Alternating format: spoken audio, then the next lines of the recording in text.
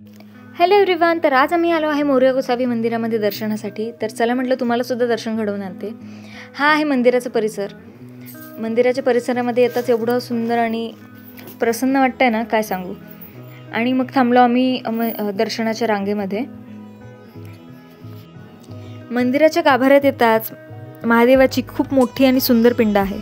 महादेवाचं दर्शन घेतलं आणि मग आपल्या लाडक्या गणरायाचं सुद्धा दर्शन घेतलं आणि बाहेर पडलो. आणि बाहेर पडताच उजव्या बाजूला पवना नदीचं सुद्धा दर्शन होतं. मंदिराच्या परिसरात मोरया गोसावी महाराजांच्या आयुष्यामधले काही प्रसंग खूप सुंदर पद्धतीने मांडलेत. इथला प्रत्येक प्रसंग वाचण्यासारखा आहे.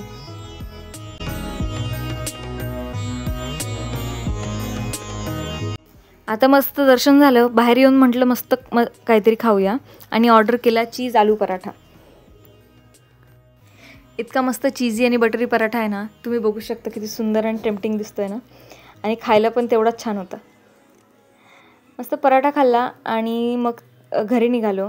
आता लवकरच गणपती बाप्पा येणार आहेत घरी. तर बाप्पाच्या खूप सुंदर सुंदर मूर्ती बाजारामध्ये आल्या आहेत. बाप्पाच्या छान छान मूर्ती बघितल्या आणि घरी निघालो. आजचा ब्लॉग कसा वाटला मला नक्की कमेंट बॉक्समध्ये सांगा.